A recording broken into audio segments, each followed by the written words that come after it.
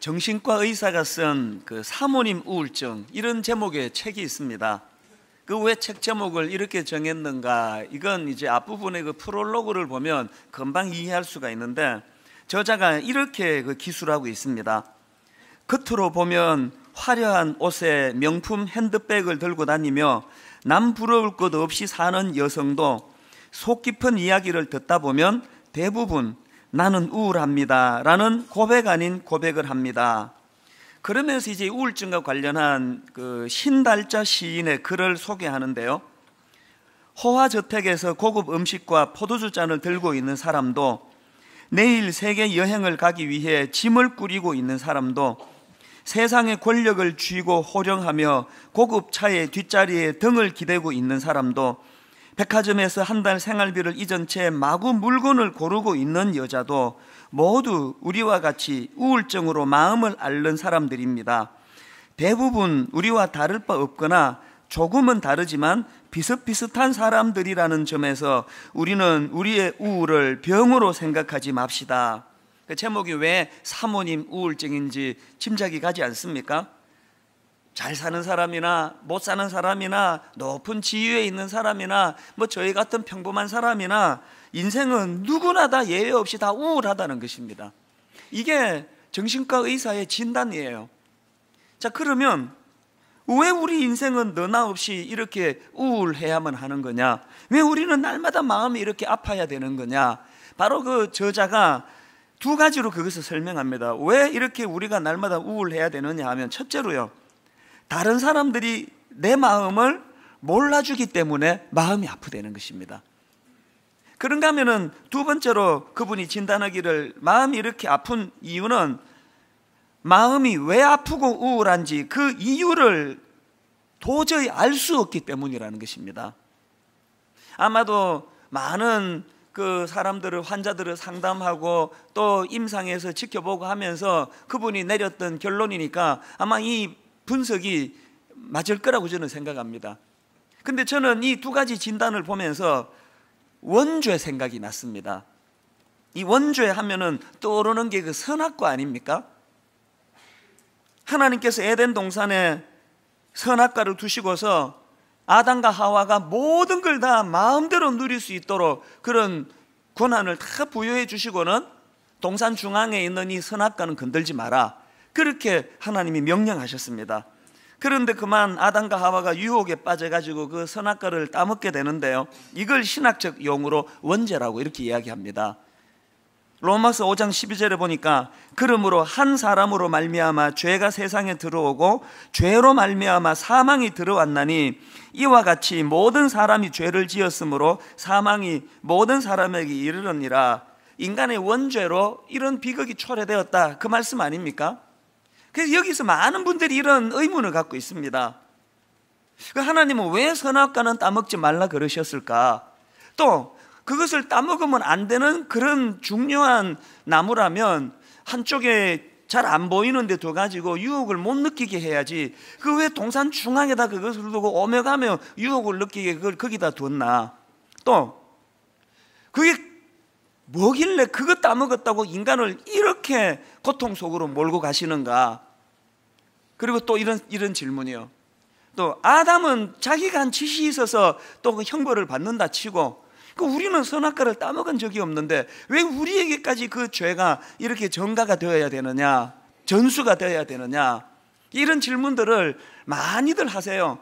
제가 목회하는 동안에 뭐 종종 이런 질문을 받는데요, 그래서 제가 언젠가 이 문제를 예를 들어서 한번 설명했던 새생명 축제 때 그렇게 설명한 적이 있었습니다. 여러분이 선악과 문제를 딱 한마디로 설명하라면 이건 하나님의 주권의 문제예요. 이걸 제가 예를 들어서 한번 설명을 드려보겠습니다. 분당 우리 교회 어떤 성도님 한 분이 이제 해외 지사로 발령을 받아가지고 한 3년 정도 나가게 됐습니다. 이걸 이제 전세를 놓고 갈까 하다가 불쑥 떠올랐던 그 노총각 후배가 있는 거예요. 그 친구가 장가도 못 가고 그냥 초라한 집에서 그렇게 살아가고 있는데, 내가 3년 집을 비우는 동안에 그냥 우리 집에 와서 지내라 그러면 되겠다. 그래서 이제 그 노총각 후배에게 호의를 베풀었습니다. 자네 우리 집에 와서 지내게. 내 모든 집에 있는 물건, 음식, 또 내 옷 전부 자네가 마음대로 쓰도록 내 허락해 줄 테니까 아무 걱정하지 말고 3년 동안 내 집이라 생각하고 그렇게 여기서 살아라. 그러면서 부연하는 한마디가 뭐냐면은 이 브리프케이스, 이 서류 가방, 이건 건들면 안 된다. 그리고는 이제 잠금 장치가 있는 그 서류 가방 안에다가 집 문서, 이제 집 계약서하고 인감 도장하고 그거를 넣고는 이제 그 잠금 장치를 하고 책상 위에 올려놓고 이제 미국으로 떠났습니다. 이 후배가, 그 고마운 선배가 허락했으니까 내 집처럼 3년 동안 모든 걸 다 누리고 마음대로 사는데 뭔 건들면 안 됩니까? 서류 가방은 건들면 안 돼요. 그 이 후배가 오며 가며 책상 위에 올려진 그 서류 가방을 볼 때마다 무슨 생각을 해야 되는 겁니까? 문득문득 내가 이게 마치 내 집처럼 그렇게 살아가다가 그 서류 가방을 볼 때마다 이건 내 집 아니지, 이건 내 거 아니지, 그 선배 거지, 그 선배가 내가 위임해 준 거지, 그 참 고마운 선배로서 이 생각을 하면서 그 서류 가방을 봐야 되는 거예요. 그런데 어느 날 이 후배가 아주 악한 마음을 품고요, 그 잠금 장치가 되어 있는 서류 가방을 부수고요, 거기에 인감 도장하고 그 집 서류 문서를 들고 도망을 가버렸습니다. 여러분, 아담이 따먹은 선악과가 이 서류 가방이에요. 왜 그게 동산 중앙에 있어야 되느냐고요? 왜 한 기퉁이에 있으면 안 되냐고요? 아담과 하와가 하나님 주신 그 풍성한 은혜의 에덴 동산을 마음껏 누리면서 망각할 때마다 뭘 봐야 됩니까? 선악과를 봐야 돼요. 이거 내 거 아니지, 이거. 나는 피조물이지. 난 창조주가 아니지. 하나님 따로 계시지. 하나님이 내게 이거 위임해 주셨지. 주야로 그 선악과를 보면서 하나님의 하나님 되심을 인정해드리고 하나님의 통치 아래 놓여있는 자기 신분을 확인하도록 장치해 둔 게 그게 선악과예요. 그런데 여러분, 아담과 하와가 선악과를 따먹었다는 건 먹음직한 하나 과일 따먹은 그게 아닙니다.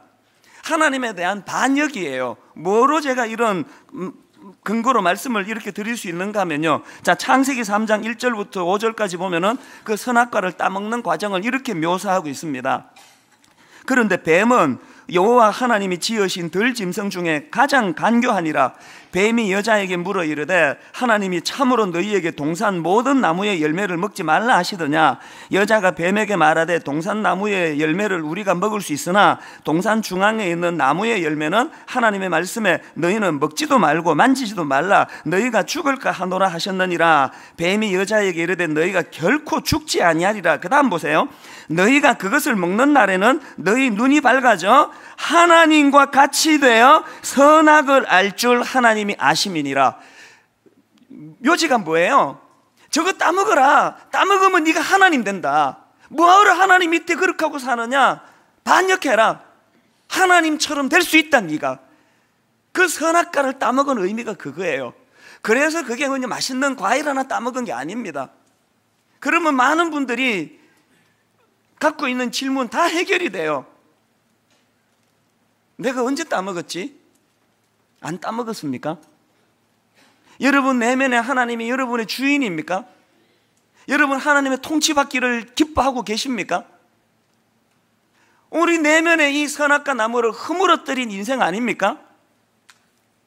그래서 여러분, 아담과 하와가 하나님께 반역해서 하나님의 다스림을 거부하고 궤도를 이탈해서 내가 내 인생의 주인이다, 내가 내 인생을 영위할 수 있다, 그렇게 선포하고 하나님과 독립해 떨어져 나가면서 생겨난 게 뭘까요? 하나님 중심의 삶이 아니라 철저한 자기중심적인 삶. 그래서 루터는 원죄를 하나님에 대한 인간의 탐욕이다, 그렇게 정의를 내렸습니다. 여러분, 지금 우리가 겪고 있는 모든 비극은 다 여기서 출발하는 겁니다. 지난주 여객선 침몰 사고를 겪으면서 당사자들은 물론이고 모든 국민들이 지금 다 혼미한 상태에 빠졌어요. 저는 목사다 보니까 거기다가 신학적으로 더 많은 생각을 하고 더 많은 고뇌를 하고 하다 보니까 너무 마음이 아픈 거예요. 저는요, 이 하나님의 침묵이 너무너무 두려워요. 왜 두려운지 아십니까? 이제 이거 잘 수습하고 나면요, 이 하나님의 침묵으로 인한 이런 일들이 제2, 제3, 제4 계속 일어날 거라는 두려움이 제게 있는 거예요. 계속 우리가 지금 고통 속에 있는 그 가족들을 위해서 참 기도해야 되는 동시에 우리가 이런 것들을 대할 때마다 뭘 생각해야 됩니까? 어떻게 하다 이 세상이 이렇게 되었나? 하나님의 다스리심을 거부하고 하나님의 손과 발을 내 마음에서 다 묶어버리고 내가 내 인생이 주인이라는, 내가 내 인생을 영위할 수 있다는, 그래서 그 탐심의 선악과를 따먹은 결과가 이런 비극을 초래했다는 걸 잊어서는 안 됩니다. 저는 이 설교를 준비하다가 제가 대학생 시절에 나왔던 노래 같아요. 내 인생은 나의 것, 이런 노래의 제목이 있었습니다. 그 후렴에 계속 반복되던 그 가사가 뭐 다 외울 정도예요. 내 인생은 나의 것, 내 인생은 나의 것, 그냥 나에게 맡겨주세요. 후렴이요, 그 두 가지를, 가사를, 뒤에 가사를 바꾸면서 계속 반복하는 게 이거예요. 앞부분은 같아요. 내 인생은 나의 것, 내 인생은 나의 것. 앞부분에서 그냥 나에게 맡겨주세요. 그리고 그 다음에 반복되는 뒤에 나오는 게 뭐냐? 내 인생은 나의 것, 내 인생은 나의 것. 나는 모든 것 책임질 수 있어요. 오늘 이게 여러분 사춘기를 키워보면은요, 이게 뭐 딱 이거예요. 딱 이 두 마디예요. 아빠 간섭하지 말라는 거예요. 나 이제 다 컸다는 거예요. 내 인생은 나의 거라는 거예요. 내게 맡겨달라는 거예요. 그 다음에 항상 하는 이야기 그게, 난 모든 거 책임질 수 있습니다. 책임질 수 있던가요? 그래서 맡겨놨더니 책임지던가요? 오늘 우리 모두가 다 선악과를 파괴하고 나서 하나님 앞에 항변하는 메시지는 딱 이 두 개예요. 하나님 간섭 싫다는 거예요. 왜 내가 내 본능대로 못 사느냐는 거예요. 내 인생은 내 건데, 난 내게 맡겨주시면 좋겠는데, 그리고 난 모든 거 책임질 수 있는데, 오늘 우리가 하나님 앞에 이 사춘기 애 같아요. 저는 이쯤에서 다시 사모님 우울증이라는 책 이야기를 꺼내고 싶은데요, 여러분 그 정신과 의사가 왜 모든 인생이 다 우울하다 그랬죠? 다른 사람들이 내 마음을 몰라주기 때문이라고 그렇게 이야기하잖아요. 왜 사람들은 그렇게 내 마음을 그렇게 몰라줍니까? 그럼 나는 남의 마음을 알아줍니까? 우리 모두는 다 죄성을 가지고 선악과를 파괴하고 난 다음에 내 성에 갇혀가지고 나만 위하는 존재가 됐어요. 남의 아픔에 관심이 없어요. 저는요, 이번에 이 슬픔을 겪으면서요, 어떤 면에서는 전 우리나라의 희망을 봤습니다. 세상에 이 여객선 침몰 사건을 대하면서 너무나 많은 사람이 같이 아파하고 마음을 나누고 이걸 보면서 어떤 면에서 저는 희망을 봤습니다. 우리 교역자 한 분이 금요 다락방 모임에 탐방을 갔더니요, 가서 보니까 막 눈이 다 시뻘개져 있다는 거예요. 이게 무슨 일입니까? 그랬더니 우리가 지금 여객선 침몰 사건 그 피해 입은 분들을 위하여 기도했다고 눈이 붓도록 우시는 걸 보면서 마음에 감동이 있더라고요. 정말 이게 살아있구나. 여러분, 우리가 하나님과 멀어지고 있다는 증거 중에 하나는 남의 아픔을 공감할 수 없는 이 비극, 자기 성에 갇혀 있는 거 아닙니까? 그런가 하면은 또 한 가지가 뭐라 그랬죠? 왜 이렇게 우리 마음이 아프고 우울하냐고요? 내 마음이 왜 아프고 우울한지 그 이유를 알 수 없다. 정신과에서 그렇게 이야기했습니다. 왜 알 수 없을까요? 이게 영적인 문제라서 그렇습니다. 육적으로야 금방 알 수 있죠. 얘가 우리 애가 이번에 가출을 해서 내가 마음이 아프구나, 또 내가 병을 만나서 아프구나, 육적인 건 다 알 수 있어요. 그러나 알 수 없는 아픔, 아무 문제가 없는데 여전히 아픈 마음이 있는 건 그건 영적인 문제라서 그렇습니다. 내 마음에 선악과가 병들어서 그렇습니다. 자, 이런 맥락에서 저는 하나 여러분에게 묻고 싶습니다. 여러분의 내면 세계는 어떻습니까? 여러분의 마음의 밭에는 하나님이 그 마음밭 중앙에 세워두신 선악과가 건재하고 있습니까?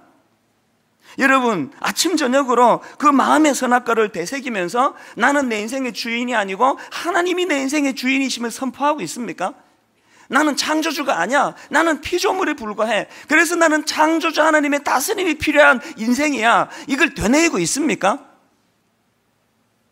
오늘 우리에게 치명적인 문제가 뭡니까?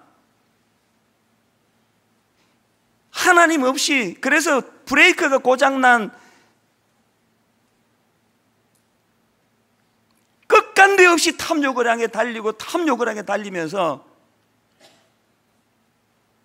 뭐 일만 터지면은 하나님 탓이 하나님. 왜 하나님은 침묵하시는가? 자녀 교육을 하면서 여러분이 제일 하나님께 분노를 터뜨린 게 그거 아닙니까? 왜 이번에 우리 애가 대학을 떨어져야 돼? 왜? 예수 안 믿는 쟤는 무슨 대학을 갔는데 우리 애는 왜 떨어져야 돼?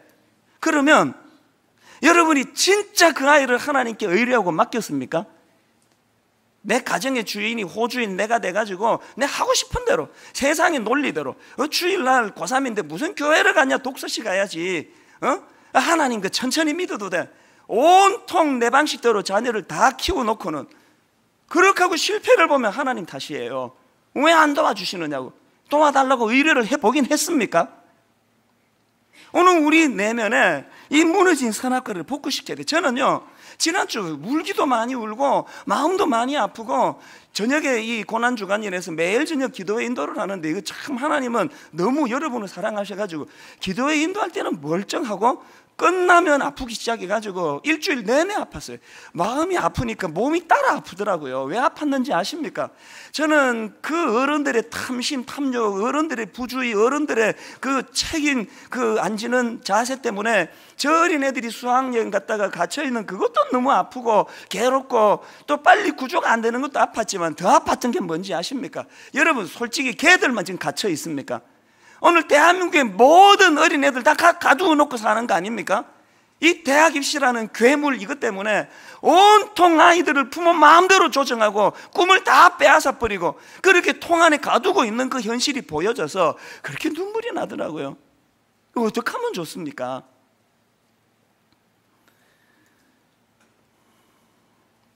지난주에 저는 그렇게 참 아프고 힘든 시간을 보냈는데요, 이문식 목사님이라는 분이 이제 지난주 이런 아픈 저희들에게 그 좋은 말씀 하나를 인터넷에 올려주셨더라고요.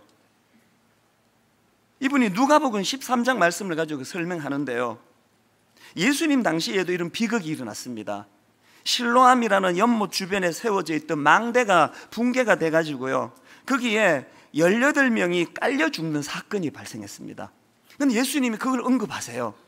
그 예수님이 그 사건을 언급하시면서 이런 말씀을 하십니다. 누가복음 13장 4절 5절입니다.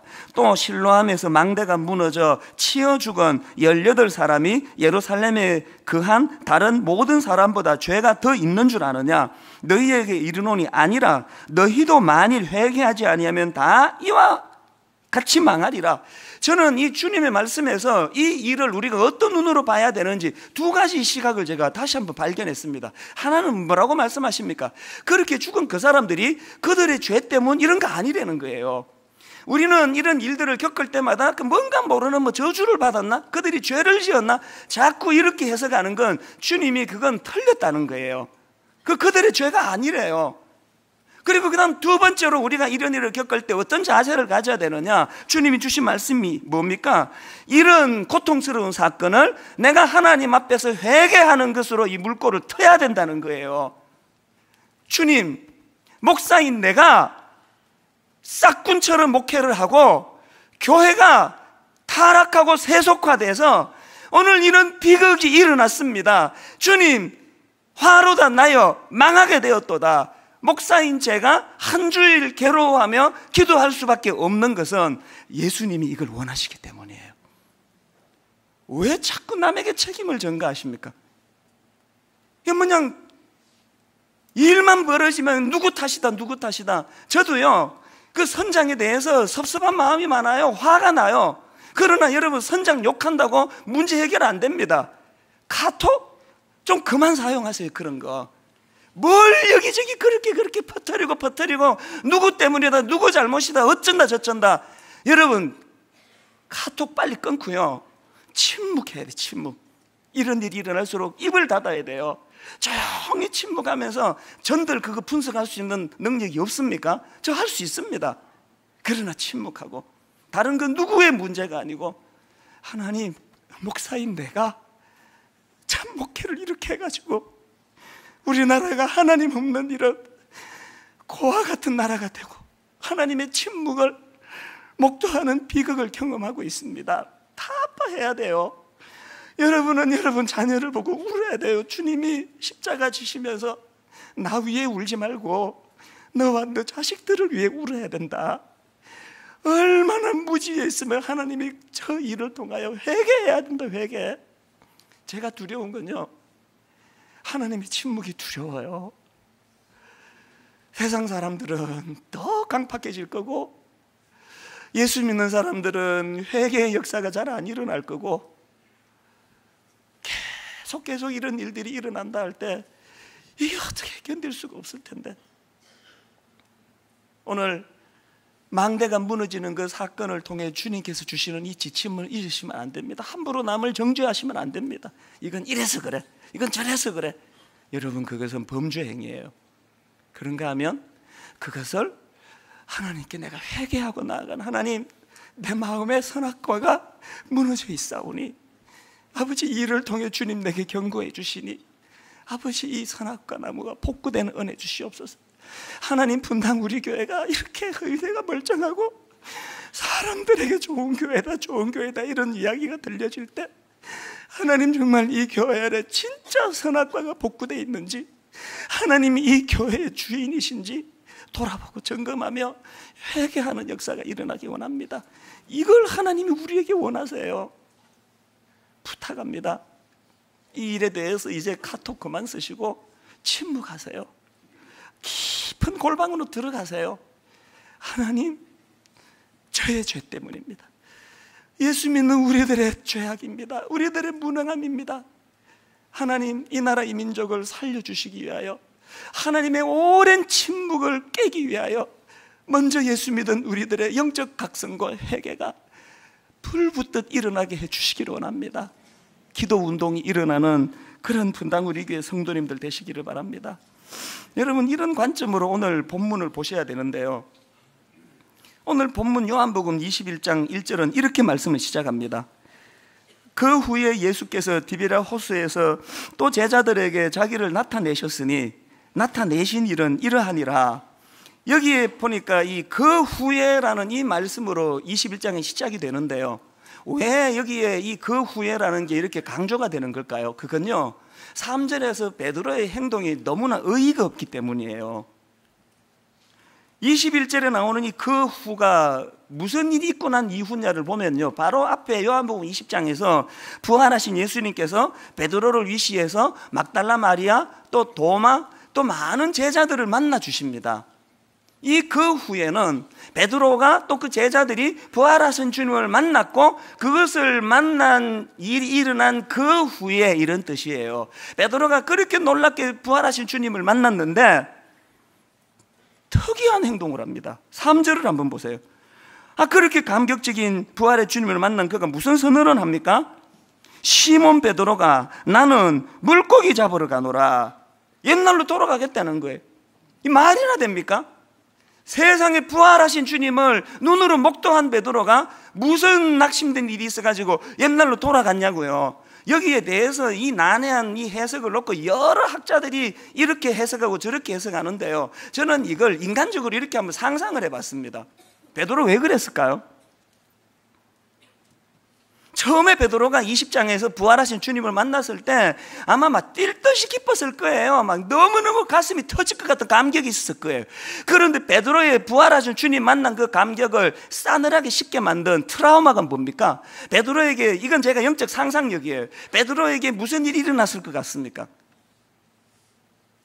부활하신 주님을 대면하고 나니까 겟세마네 동산에 주님 십자가 지시기 전에 그렇게 깨어 기도하라고 부탁하셨는데 그만 그 주님 말씀을 무시하고 잠에 깊이 빠졌던 자기의 초라한 모습이 또 올려진 거 아닙니까?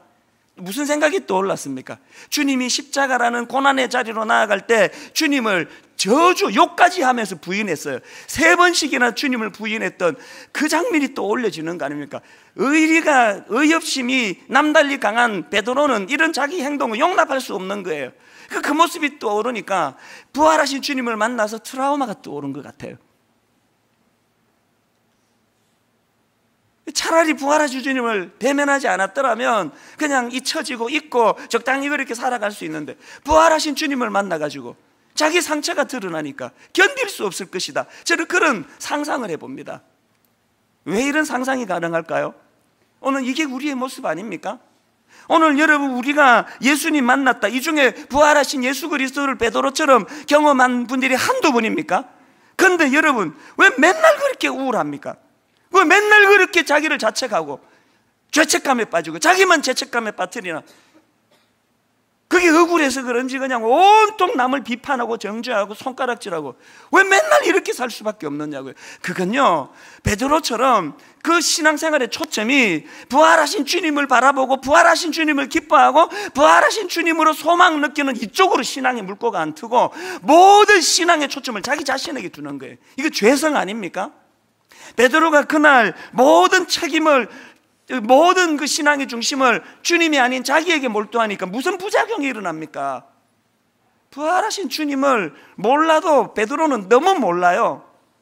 그래서 저는 여러분, 어떤 책에 보니까요, 이 비참한 인생을 사는 비결을 가르쳐주죠. 이런 걸 왜 가르쳐주는지 모르겠는데, 혹시 여러분 중에 비참한 인생을 살고 싶은 분은 잘 들으세요. 이렇게 하면 비참해진답니다. 비결이 이렇습니다. 내 자신에 관해서만 생각하라. 내 자신에 관해서만 이야기하라. 가능한 한 나라는 말만 사용하라. 칭찬받기를 기대하라. 지나치도록 당신 자신을 사랑하라. 철저히 이기적인 사람이 되라. 그렇게 하면은 여러분, 우리가요, 우울한 인생, 초라한 인생, 비참한 인생이 된대요. 이건 뭐 이대로 따라할 필요도 없어요. 이미 그렇게 살고 계시는 거 아닙니까? 온통 내게 집중하고 성을 쌓고 나만 위하고 나를 위하고 칭찬받기를 갈망해서 우리 내면이 이렇게 힘들어진 거 아니냐고요. 베드로처럼 살지 말자는 이야기를 드리고 싶은 거예요. 그날 베드로가 연약한 자기를 주목하지 않고 과거에 매여서 연연하지 않고 부활하신 주님을 그가 만났더라면, 주님의 속성, 주님의 성품에 주목했더라면 베드로가 그런 어처구니 없는 옛날로 돌아가는 이런 실족은 피할 수 있었다는 이야기예요. 저는요, 어제 또 오늘 새벽에 본문에서의 그 초라한 옛날로 돌아간 베드로와 그 제자들을 만나주시는 주님을 묵상하며 새벽에 많이 울었어요. 참 눈물이 나더라고요. 5절에 주님을 만나주시는 이 베드로를 만나주시는 주님의 이 모습을 한번 보세요. 5절입니다. 예수께서 이르시되 얘들아, 너희에게 고기가 있느냐? 대답하되 없나이다. 여기서 제가 주목하는 건 이 얘들아라는 이 표현이에요. 이 얘들아는요, 원어로 파이디아라는 단어인데요, 이 단어는 제가 자료를 보니까 이게 그 당시에 가정 안에서 흔히 사용되던 일상용어래요. 그 아버지가 제가 우리 딸에게 파이디아, 이게 일상용어래요. 또 형이 어린 동생에게 파이디아, 일상용어래요. 주님이 지금 이 단어를 쓰세요. 제가 왜 이게 감동이 되는가 하면요, 바로 앞에 요한복음 20장에서 예수님께서 도마를 만나주시고 그 앞에 베드로를 만나주시고 그 앞에 막달라 마리아를 만날 때 파이디아 이 단어 안 썼습니다. 왜 여기서 그 단어를 쓰실까요? 주님께서는 시편에 나와 있는 그 표현 그것처럼 아비가 자식을 불쌍히 여긴 같이 또다시 옛날로 돌아가 고기 한 마리 잡지 못하는 영육간에 결핍된 생활하는 베드로를 보고, 그 제자들을 보고 마음이 아프시고, 내가 니들을 야단치고 책망하고 왜 그따위로 사느냐고 두들겨 패러 온 게 아니고 너희 눈에 눈물 닦아주러 왔다. 이게 파이디야, 파이디. 그리고는 그 다음에 9절에도 한번 보세요. 8절부터 한번 보실까요? 다른 제자들은 육지에서 거리가 불과 한 50칸쯤 되므로 작은 배를 타고 물고기 든 그물을 끌고 와서, 그 다음 9절을 보세요. 육지에 올라보니 숯불이 있는데 그 위에 생선이 놓였고 떡도 있더라.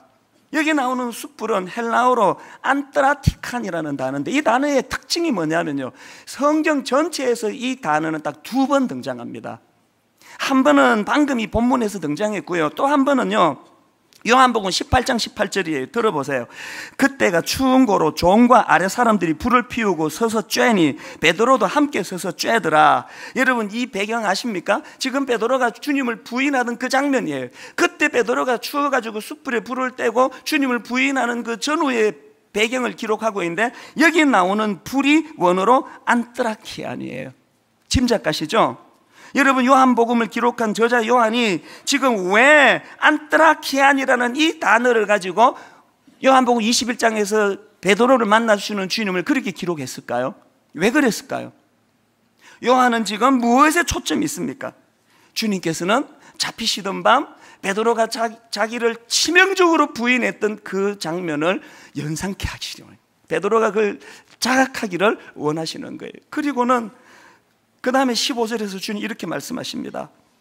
그들이 조밥 먹은 후에 예수께서 시몬 베드로에게 이르시되 요한의 아들 시몬아, 내가 이 사람들보다 나를 더 사랑하느냐 하시니 이르되 주님 그러하나이다. 베드로가 얼마나 많이 눈물이 났겠습니까? 자꾸 주님이 그 장면을 떠올려 주시는데, 네가 나를 사랑하느냐? 예, 주님, 내가 주님을 사랑합니다. 근데 또 말씀하세요. 베드로야, 내가 나를 사랑하느냐? 예, 주님, 내가 주님을 사랑합니다. 베드로야, 네가 나를 사랑하느냐? 3번 부인했던 그 십자가상의 현장을 주님이 떠올려 주시면서 하나씩 하나씩 그를 용서해 주시고 치유해 주시는 거예요. 그래서 제가 이 장면을 묵상하니까요, 제가 베드로 같았으면 저 이렇게 대답했을 것 같아요.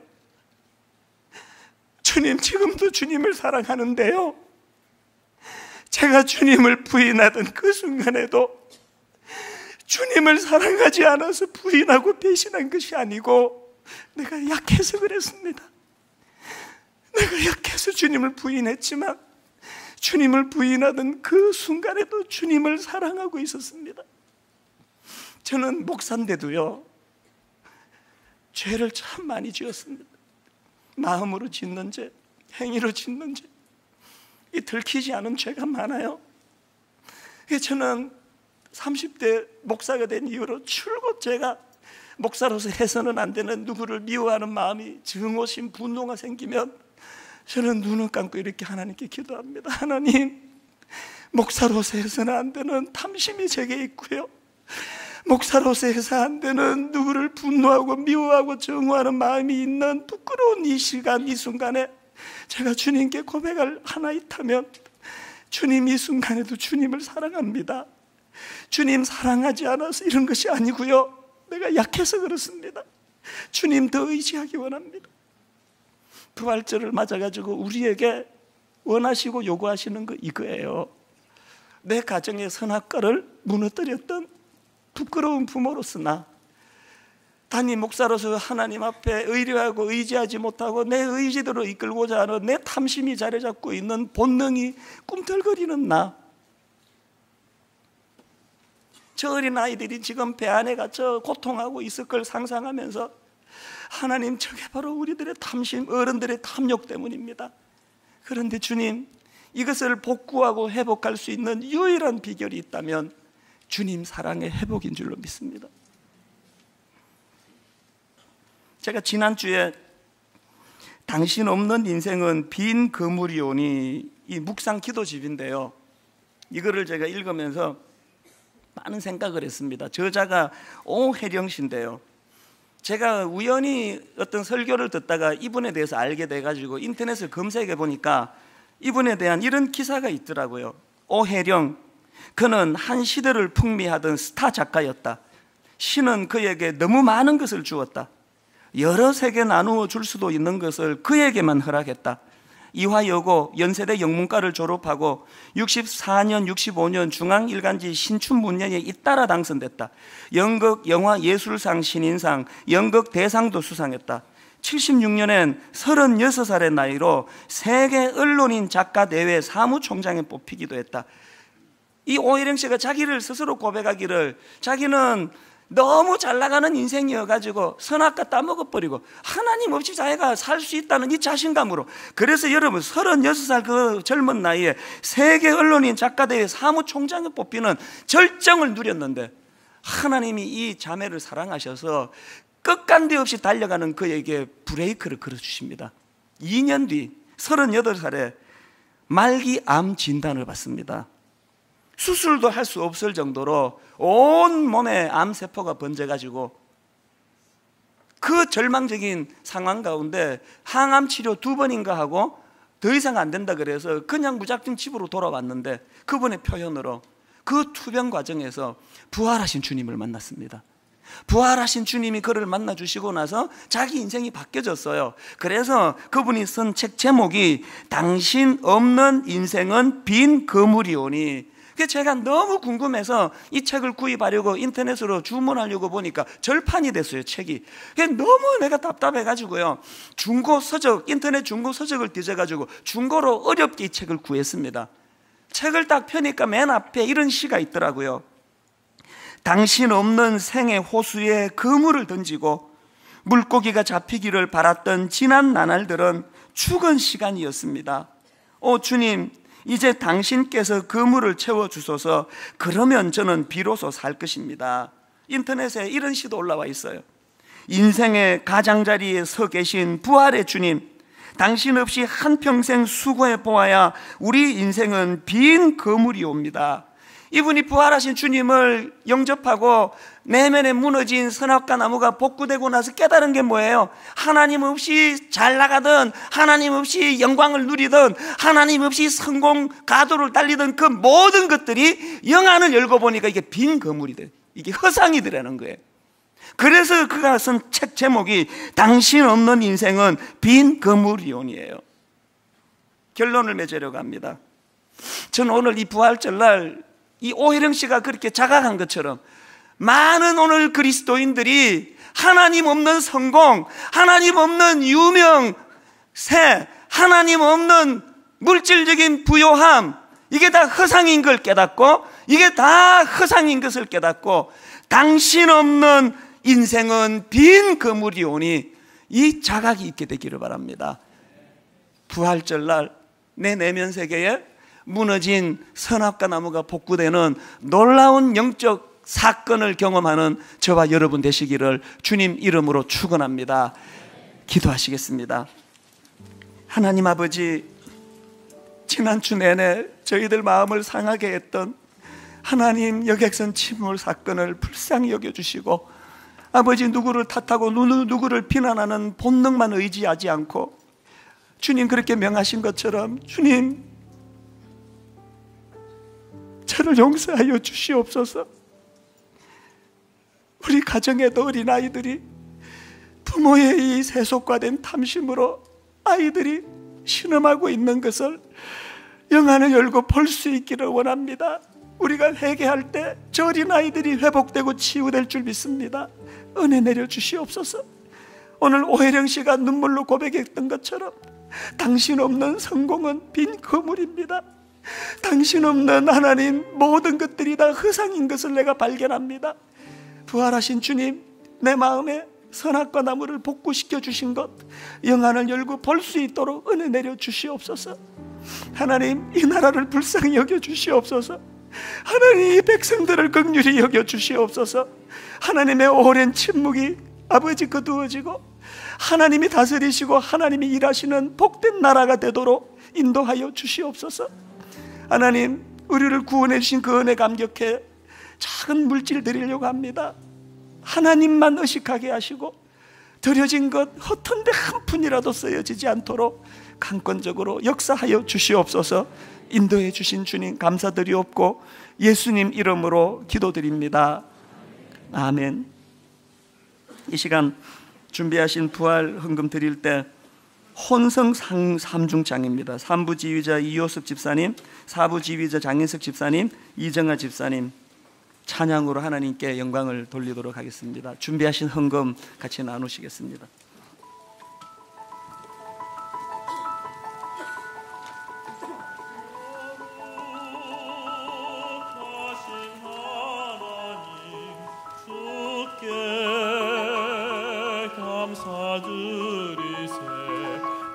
날 위해 이 땅에 오신 독생자 예수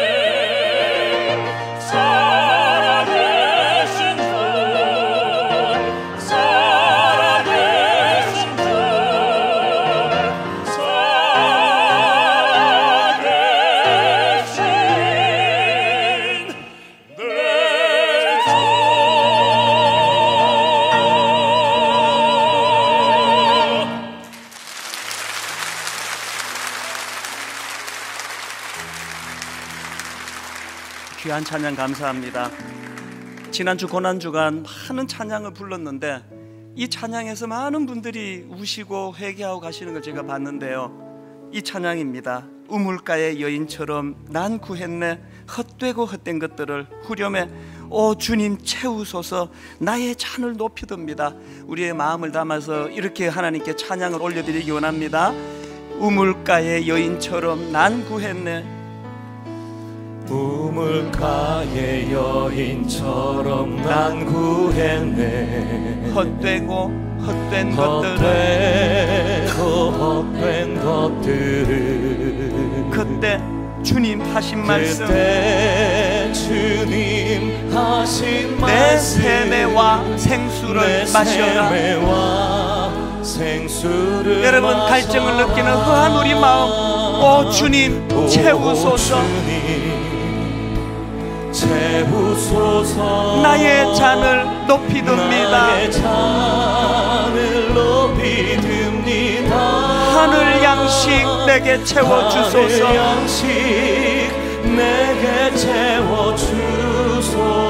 넘치도록 채워주소서. 많고 많은 사람들이 찾았었네. 뭘 찾아 헤맸습니까? 헛되고 헛된 것들을 영안을 열고 주 안에 감추인 보배, 세상 것과 난 비길 수 없네. 부활하신 주님 또한 내 마음에 오셔서 오 주님 채우소서, 나의 잔을 높이듭니다. 하늘 양식 내게 채워주소서, 넘치도록 채워주소서. 더 갈망하십시오. 오 주님 채우소서. 공허하고 허전한 내 마음, 나의 잔을 높이듭니다. 하늘 양식 내게 채워주소서, 넘치도록 채워주소서. 이를 위하여 이 땅에 오시고 십자가신 주님, 부활하신 주님, 살아계신 주, 살아계신 주, 나의 참된 소망, 부활하신 주님 내 안에 좌정하시고 걱정 근심 전혀 없네.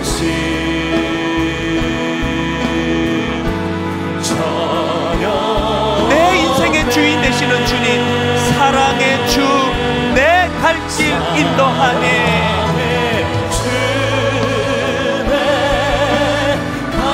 여러분이 부활절날 되는 삶이 되기 원합니다. 내 모든 삶의 기쁨, 늘 충만하네. 우리 다 자리에서 일어나셔서 한 번 더 이렇게 선포합니다. 살아계신 주, 허전하고 공허한 내 마음 기도하고 나의 참된 소망, 부활의 주님 내 인생에 오셔서 걱정, 근심, 정욕에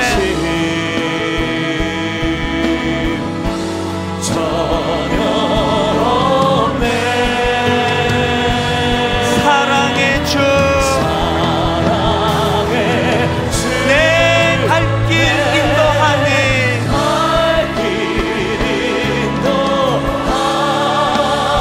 내 모든 삶의 기쁨, 늘 충만하네.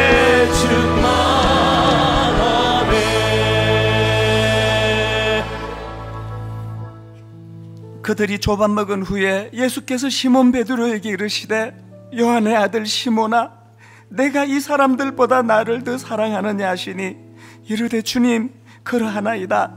내가 주님을 사랑하는 줄 주님께서 아시나이다. 이르시되 내 양을 먹이라 하시고, 하나님, 낙심하여 옛날로 돌아간 베드로 같은 인생이지만 다시 한번 주님의 사랑 붙잡고 일어나기 원합니다.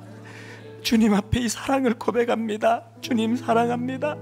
이 나라를 살려주시고 이 민족을 불쌍히 여겨주시며 하나님의 오랜 침묵이 이 어두운 그림자처럼 드리워져 있는 한반도 땅에 영적 부흥을 허락하여 주셔서 하나님의 일하심을 목도하는 은혜의 나라 되게 하여 주시옵소서.